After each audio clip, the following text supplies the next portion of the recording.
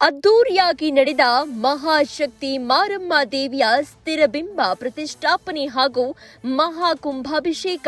ತಾಲೂಕಿನ ಚಿಕ್ಕನಹಳ್ಳಿ ಗ್ರಾಮದ ಹೊರವಲಯದಲ್ಲಿ 300 ವರ್ಷಗಳ ಇತಿಹಾಸ ಪ್ರಸಿದ್ಧ ಮಹಾಶಕ್ತಿ ಮಾರಮ್ಮ ದೇವಿಯ ನೂತನ ದೇವಾಲಯ ನಿರ್ಮಾಣ ಹಾಗೂ ಮಾರಮ್ಮ ದೇವಿ ಆದಿಶಕ್ತಿ ಚೌಡೇಶ್ವರಿ ಶ್ರೀ ಕಾಟೇರಿಯಮ್ಮ ಅಥವರ್ಣ ಭದ್ರಕಾಳಿ ತಾಯಂದಿರ ಒಂದೇ ಸ್ಥಳದಲ್ಲಿ ಪ್ರತಿಷ್ಠಾಪಿಸಿ ಕಷ್ಟಾಂತ ಸನ್ನಿಧಿಗೆ ಬರುವ ಭಕ್ತರ ಬೇಡಿಕೆಯನ್ನ ಈಡೇರಿಸುವ ಮಹಾಶಕ್ತಿ ಹೊಂದಿರುವ ಮಾತೆಯರನ್ನ ಇಲ್ಲಿ ಕಾಣಬಹುದು ಅಂತ ಪ್ರಧಾನ ಅರ್ಚಕರಾದ ರಾಜು ಸ್ವಾಮಿ ತಿಳಿಸಿದರು.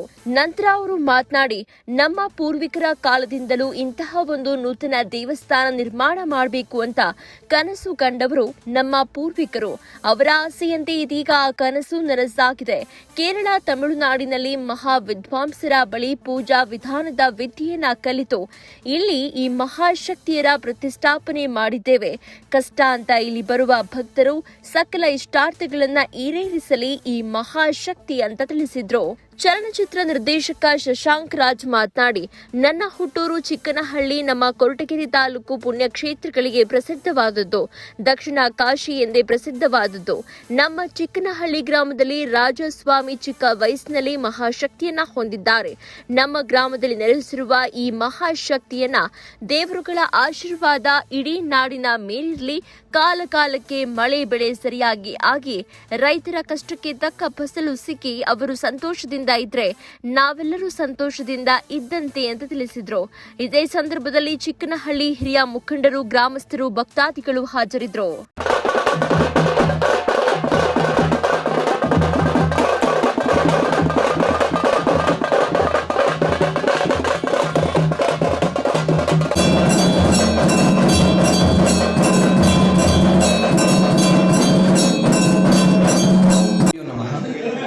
ಶ್ರೀ ಮಹಾಶಕ್ತಿ ಮಾರಮ್ಮ ದೇವಿ ಮಹಾಸಂಸ್ಥಾನ ಕೊರಟಗೆರೆ ತಾಲೂಕು, ತುಮಕೂರು ಜಿಲ್ಲೆ, ಚಿಕ್ಕನಹಳ್ಳಿ ಅನ್ನೋ ಒಂದು ಪುಟ್ಟ ಗ್ರಾಮದಲ್ಲಿ ತಾಯಿ ಸುಮಾರು 300 ವರ್ಷಗಳಿಂದ ಗುಡಿಗೋಪುರ ಅವರ ಒಂದು ಮಹಾಸನ್ನಿಧಾನವನ್ನು ಈಗ ನೂತನವಾಗಿ ನಿರ್ಮಾಣ ಮಾಡಿ ಕೊರಟಗೆರೆ ತಾಲೂಕು, ತುಮಕೂರು ಜಿಲ್ಲೆ, ಚಿಕ್ಕನಹಳ್ಳಿನಲ್ಲಿ ಅಮ್ಮನವರನ್ನು ಪೂಜೆ ಸಲ್ಲಿಸಿಕೊಂಡು ಆರಾಧನೆ ಮಾಡಿಕೊಂಡು ಹೋಗ್ತಾ ಇದ್ದೀವಿ. ನಮ್ಮ ಕರ್ನಾಟಕ ಜನತೆ ಹಾಗೂ ನಮ್ಮ ಒಂದು ಸನಾತನ ಧರ್ಮದ ಬಗ್ಗೆ ಹಾಗೂ ನಮ್ಮ ಒಂದು ಅಮ್ಮನವರ ಪವಾಡಗಳ ಬಗ್ಗೆ ಮತ್ತು ಅಮ್ಮನವರ ಸನ್ನಿಧಿ ಬಗ್ಗೆ ಮತ್ತು ಅಮ್ಮನವರ ಕ್ಷೇತ್ರದ ಬಗ್ಗೆ ಕೆಲವೊಂದು ಮಾತನಾಡ್ತೀವಿ. ತಾಯಿ ಮಹಾಶಕ್ತಿ ಮಾರಮ್ಮ ದೇವಿ ಹಾಗೂ ಶ್ರೀ ಅಥರ್ವಣ ಭದ್ರಕಾಳಿ ಅಮ್ಮನವರು ಹಾಗೂ ಶ್ರೀ ಚೌಡೇಶ್ವರಿ ಅಮ್ಮನವರು, ದಕ್ಷಿಣ ಕಾಳಿ ಹಾಗೂ ಕಾಟೇರಮ್ಮನವರು ಇಷ್ಟು ಪಂಚದೇವತೆಗಳನ್ನು ಸ್ಥಾಪಿಸಿ ಅಮ್ಮನವರ ಆಜ್ಞೆಯಂತೆ ಅವರಿಗೆ ಪೂಜೆ ಪುನಸ್ಕಾರಗಳನ್ನು ಸಲ್ಲಿಸಿಕೊಂಡು ಹೋಗ್ತಾ ಇದ್ದೀವಿ. ದಯವಿಟ್ಟು ಎಲ್ಲ ಭಕ್ತರು ಬಂದು ತಾಯಿಯ ಸನ್ನಿಧಿಗೆ ಅಮ್ಮನವರನ್ನು ದರ್ಶಿಸಿಕೊಂಡು ನಿಮಗೆ ಇರತಕ್ಕಂಥ ಕಷ್ಟಕಾರ್ಪಣ್ಯಗಳನ್ನು ನಿವಾರಣೆ ಮಾಡಿಕೊಳ್ಬೇಕು ಅಂತಕ್ಕಂಥದ್ದು ನಮ್ಮ ಒಂದು ಮನೋ ಇಚ್ಛೆ. 19-20ನೇ ತಾರೀಕು ಮಹಾಕುಂಭಾಭಿಷೇಕವನ್ನು ಏರ್ಪಡಿಸಿದ್ವಿ. ತುಂಬ ಜನಗಳು ಸೇರಿದ್ರು. ಆ ಜನರ ಪ್ರೀತಿ ತಾಯಿ ಜನರಿಗೆ ಬಂದಂಥವರಿಗೆ ಎಲ್ಲರಿಗೂ ಕೂಡ ಅವರ ಕಷ್ಟಕಾರ್ಪಣ್ಯಗಳೆಲ್ಲವನ್ನು ಕೂಡ ದೂರ ಮಾಡಿ ಅವರಿಗೆ ಒಳಿತು ಮಾಡಿ ಆಯುಷ್, ಆರೋಗ್ಯ, ಸುಖ, ಶಾಂತಿ, ನೆಮ್ಮದಿ ಕೊಟ್ಟು ಕಾಪಾಡಲಿ ಅಂತ ನಾನು ಕೇಳ್ಕೊಳ್ತೀನಿ. ಈ ಭೂಪ್ರಪಂಚದ ಮೇಲೆ ಮಳೆಯೇ ಆಗಿರಬಹುದು, ಹಾಗೆ ಸಮೃದ್ಧಿಗೋಸ್ಕರ, ಜನಗಳಿಗೋಸ್ಕರ, ಪ್ರಜೆಗಳಿಗೋಸ್ಕರ ಈ ಭೂಲೋಕದಲ್ಲಿ ಎಲ್ಲವೂ ಕೂಡ ಸುಗಮವಾಗಿ ತಾಯಿ ಇಚ್ಛೆಯಂತೆ ಶ್ರೇಷ್ಠವಾಗಿ ನಡೆದುಕೊಂಡು ಮುಂದಾಗಲಿ ಅಂತಕ್ಕಂಥದ್ದು ಅವಳ ಇಚ್ಛೆ ಆಗಿರುತ್ತದೆ. ಅವಳನ್ನು ನಂಬಿ ಬಂದಂಥ ಭಕ್ತರಿಗೆ ಎಲ್ಲರಿಗೂ ಕೂಡ ಯಾವುದೇ ಥರದ ಸಮಸ್ಯೆಗಳು ಆಗದೇ ಇರೋ ರೀತಿಯಲ್ಲಿ ಕಾಪಾಡಿಕೊಂಡು ಹೋಗುತ್ತಾಳೆ ಅಂತಕ್ಕಂಥದ್ದು ನಮ್ಮ ಒಂದು ದೈವಶಕ್ತಿಯ ಒಂದು ಸಂಕಲ್ಪ. ಅವಳನ್ನು ಸಂಪೂರ್ಣ ಮನಸ್ಸಿನಿಂದ ನಂಬಿ ನಡೆದಂಥ ಮಕ್ಕಳಿಗೆ ಆಗಿರ್ಬೋದು, ನಂಬಿ ನಡೆದಂಥ ಭಕ್ತರಿಗೆ ಆಗಿರ್ಬೋದು, ಯಾವುದೇ ರೀತಿ ಸಮಸ್ಯೆಗಳು ಬಾರದೇ ಇರೋ ರೀತಿಯಲ್ಲಿ ಕಾಯ್ದು ಕಾಪಾಡ್ತಾಳೆ ಮಹಾಶಕ್ತಿ ಮಾರಮ್ಮ ದೇವಿ ಅಂತಕ್ಕಂಥದ್ದು ಕಟ್ಟಿತ ಬುದ್ಧಿಗೆ ಪಾತ್ರರಾಗಿ. ನಮಗೆ ಮುಖ್ಯತಃ ಗೃಹ ಪ್ರವೇಶ ಜೊತೆಯಲ್ಲಿ ಇದೇ ನಮ್ಮ ಗ್ರಾಮದಲ್ಲಿ ನಮ್ಮ ಸ್ವಾಮಿಗಳು, ನಮ್ಮ ಬಾಲ್ಯ ಜೀವನದ ಕ್ರಿಯೆ ಈಗ ಸ್ವಾಮೀಜಿಗಳು ನಮ್ಗೆ ಹೆಮ್ಮೆ ಅನ್ನಿಸ್ತದೆ.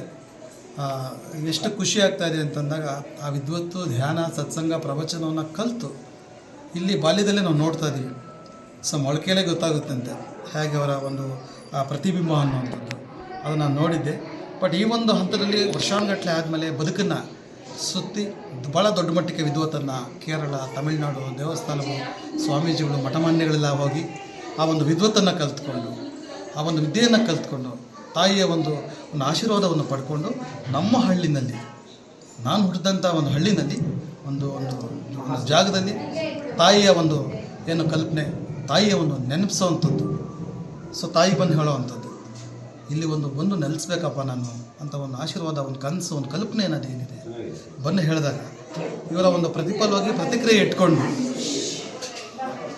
ಒಂದು ಸ್ವಾಮಿಗಳು ತನ್ನ 25ನೇ ವಯಸ್ಸಿನಲ್ಲಿ ಅಮ್ಮನ ಆಶೀರ್ವಾದ ತೊಗೊಂಡು, ಅಮ್ಮನ ಬ್ಲೆಸ್ಸಿಂಗ್ಸ್ ತೊಗೊಂಡು ಅಮ್ಮನಿಗೆ ಆರಾಧನೆ ಮಾಡೋದಿದೆಯಲ್ಲ ಅಂಥ ಹೆಮ್ಮೆಯ ವಿಷಯ, ತುಂಬ ಗ್ರೇಟ್. ಯಾಕೆ ಅಂದಾಗ 25ನೇ ವಯಸ್ಸು ಮಂಗನ ವಯಸ್ಸು, ಟೀನೇಜ್ ವಯಸ್ಸು.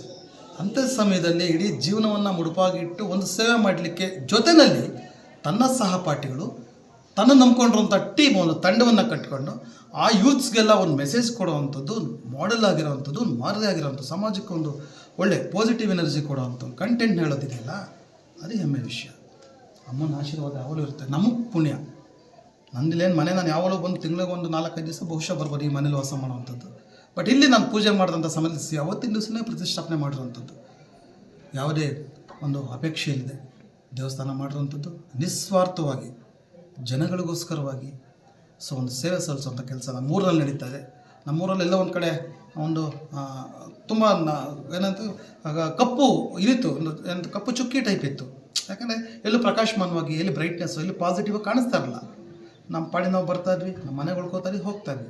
ಬಟ್ ಈ ದಿವಸ ಈ ಟೈಮ್ನಲ್ಲಿ ಅಮ್ಮನ ಒಂದು ದೇವಸ್ಥಾನ, ಅಮ್ಮನ ಪ್ರತಿಷ್ಠಾಪನೆ ಮಾಡಿರುವಂಥದ್ದು, ಅದು ಆದಿಶಕ್ತಿ ಚೌಡೇಶ್ವರಿ ಮುತ್ತಮ್ಮ, ನಮ್ಮ ಮಾರಮ್ಮ ದೇವಿ ತಾಯಿ ನಯನಲ್ಲಿ ಪ್ರತಿಷ್ಠಾಪನೆ ಮಾಡಿರುವಂಥದ್ದು ಖಂಡಿತವಾಗಲೂ ನಮಗೆ ಹೆಮ್ಮೆ, ನಮ್ಮ ಭಾಗ್ಯ, ನಮ್ಮ ಪೂಜ್ಯ ಅಂತ ಹೇಳ್ತೀವಿ. ಜೊತೆಯಲ್ಲಿ ಇವತ್ತು ವಿಶೇಷವಾಗಿ ನನ್ನ ಮನೆಯಲ್ಲಿ ಏನು ಪೂಜೆ ಆಗಿದೆ, ಗೃಹ ಪ್ರವೇಶಕ್ಕೆ ತಾಯಿ ಬಂದು ಆಶೀರ್ವಾದ ಮಾಡಿದ್ರು, ಗುರುಗಳು ಬಂದು, ರಾಜಸ್ವಾಮಿಗಳು ಬಂದು ಆಶೀರ್ವಾದ ಮಾಡಿದ್ರಲ್ಲ, ಅದಕ್ಕೆ ಹೇಳಲಿಕ್ಕಾಗಲ್ಲ, ಬೆಲೆ ಕಟ್ಟಲಿಕ್ಕಾಗಲ್ಲ.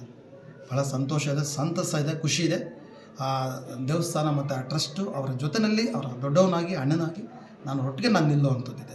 ಖಂಡಿತ ನನ್ನ ಸಪೋರ್ಟು, ನನ್ನ ಸಹಮತ, ನನ್ನ ಸಂಪೂರ್ಣವಾದಂಥ ಸಹಕಾರ ಖಂಡಿತ ಕೊಡ್ತೇನೆ. ನನ್ನ ಪ್ರಭಾವದಲ್ಲಿ ಖಂಡಿತವಲ್ಲ ಅವ್ರನ್ನ ಬೆಳೆಸೋದಕ್ಕೆ ನಾನು ಟ್ರೈ ಮಾಡ್ತೀನಿ. ಅವರೊಟ್ಟಿಗೆ ನಾನು ಇರ್ತೀನಿ ಅಂತ ಹೇಳಿ ಬಯಸ್ತಾರೆ. ಹಾಗೆ ಸಮಸ್ತ ನಾಡಿನ ಜನತೆಗೆ, ನಮ್ಮ ಎಕ್ಸ್ಪೆಷಲಿ ಚಿಕ್ಕನಹಳ್ಳಿ ಗ್ರಾಮಸ್ಥರ ಜನತೆಗೆ, ನಾಡಿನ ಎಲ್ಲ ಜನತೆ ಕೂಡ, ಭಕ್ತಾದಿಗಳು ಕೂಡ ಅಮ್ಮನ ಆಶೀರ್ವಾದ, ನಮ್ಮ ಗುರುಗಳ ರಾಜಸ್ವಾಮಿ ಗುರುಗಳ ಆಶೀರ್ವಾದ ಇರಲಿ ಅಂತ ಈ ಮೂಲಕ ತಿಳ್ಕೊತೀನಿ.